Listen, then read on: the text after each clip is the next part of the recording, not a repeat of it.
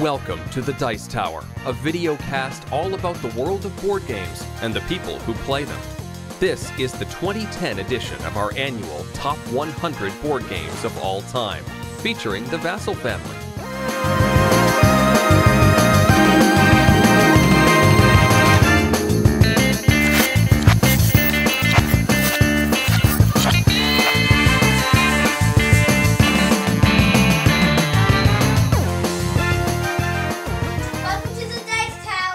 Alright, 5 more games from our top 100 games of all time.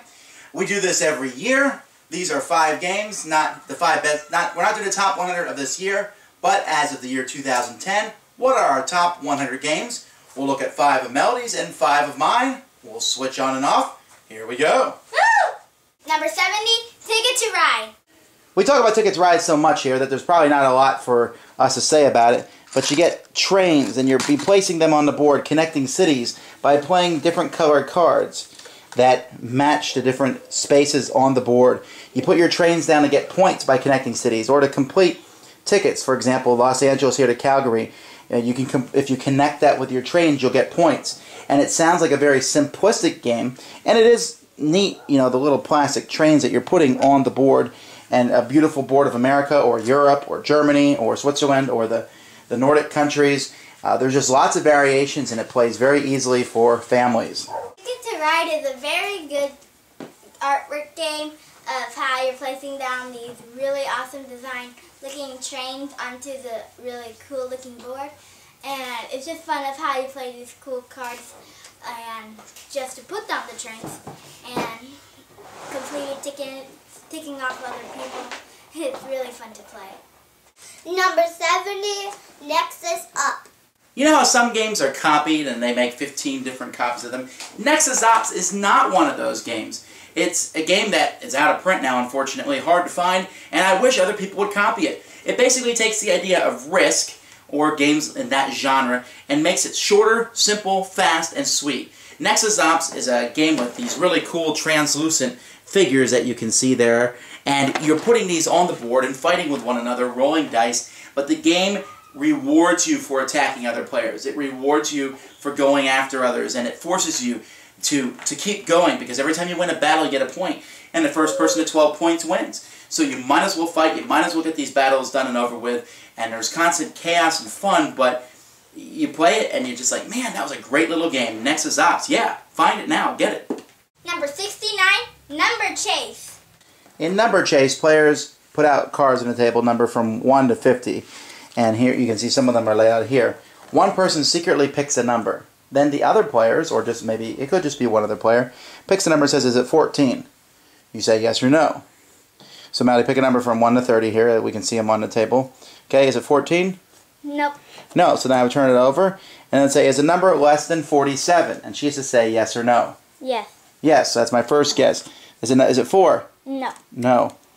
Is there a 6 in the number? No. No? Okay. Is it number 15? Yep. Woo! But really, you want to see how many guesses it takes you to get it. And each one of these cards is a different question on it, asking, is it lower than a certain number, higher than a certain number? Is it an even number? Is there a 5 in it? There's just different questions, and I guess once you get good at the game, you can figure out which questions are which. But it's basically a guess a number game with some questions added. Number Chase is a very fun game because you're kind of chasing after numbers, trying to figure out what the player is thinking. And this could be a simple game, especially when you make it short. Well, also this game is kind of cool because it's kind of like you're a detective, like, okay, what is this number? Let's get some more clues and stuff like that. I like this game. Number 69, On the Underground. On the Underground is new to my list, not because it's a new game. In fact, it came out a few years ago, but this is the first year I played it, and I was astounded at how much I enjoyed it.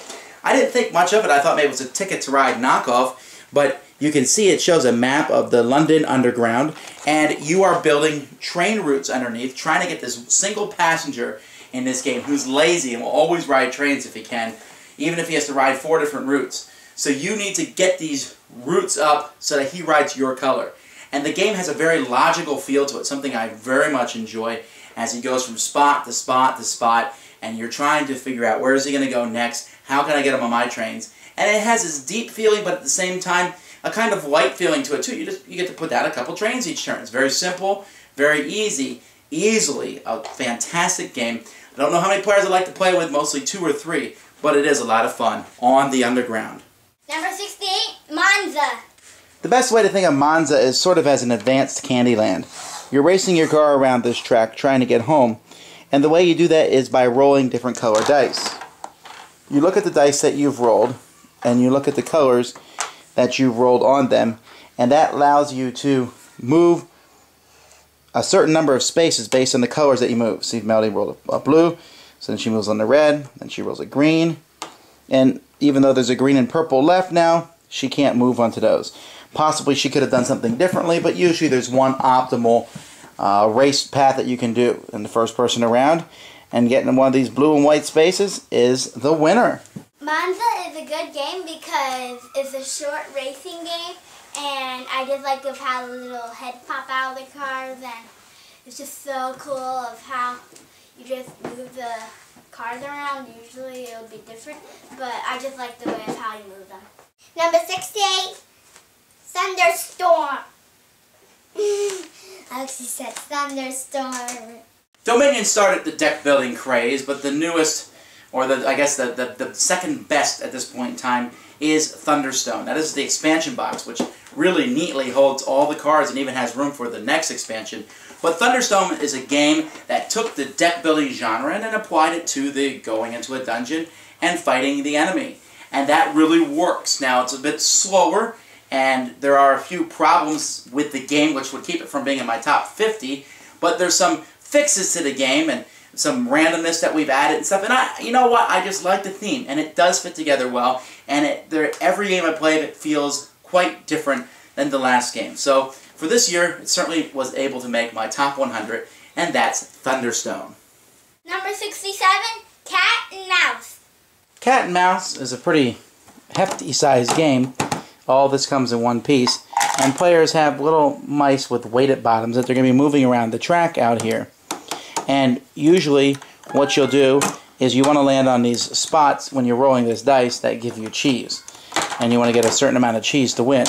However, if you ever land on these ladders, you have to climb to the top, and then you drop down something which could make you come out any side.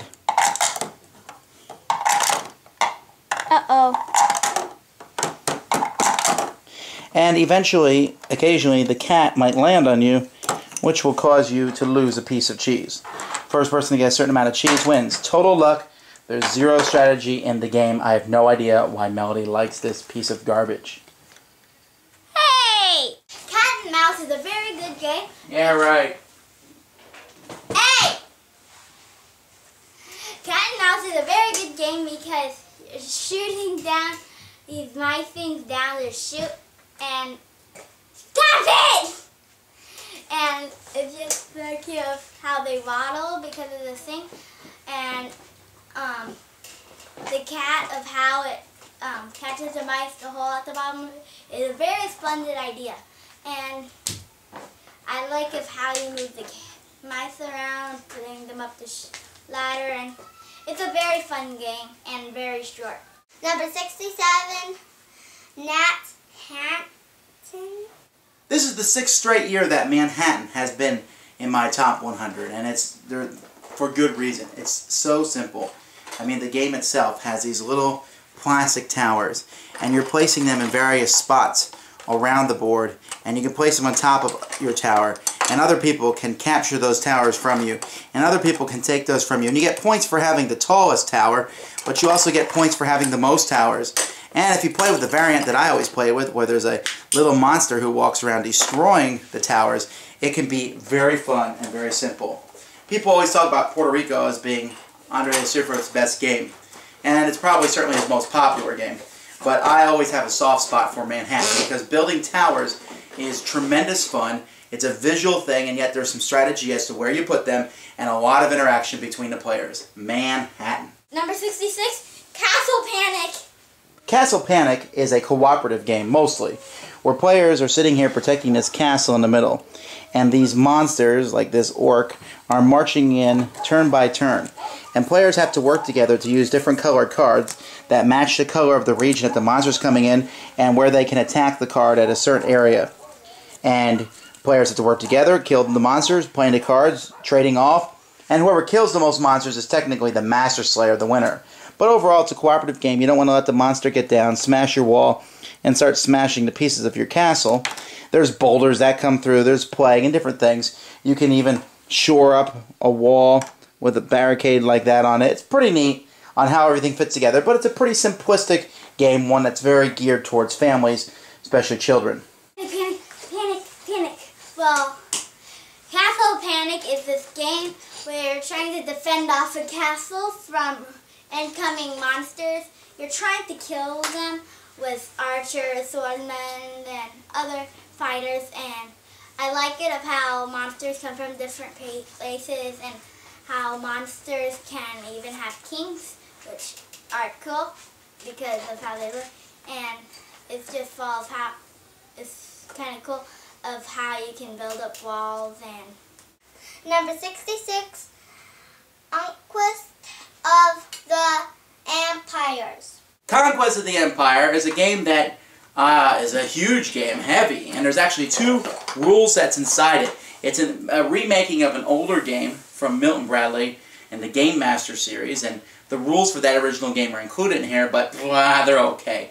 The rules that are really interesting are a takeoff of Martin Wallace's rules, where Glenn Drover kind of honed them in from Struggle of Empires into this game, where it adds politics and a whole lot more. And it's a game, I don't get to play this one very often, but it's big and grandiose and has politics and fighting in it, so it's one that I enjoy playing often. Conquest of the Empire. We finished our top third, so there's 2/3 left to go, and as I say every time, the games next time are even better. Even better. We're trying to publish these on a fairly regular schedule, but because of all the different things, Melody has to go to school, so do I. We're getting about 3 out every week, so my scheduled finish date for this is December 5th, but fear not, we'll try to get them out as much as possible, and pretty soon you're going to start seeing a whole pile of reviews. Thanks for watching The Dice Tower. I'm Tom Vasel. And I'm Melody. Yeah. Hey! Yeah! Tune into our next show for more Top 10 gaming goodness, or check out our website at www.thedicetower.com for more reviews and Top 10 lists. Until next time, I'm Eric Summerer, and you've been watching The Dice Tower.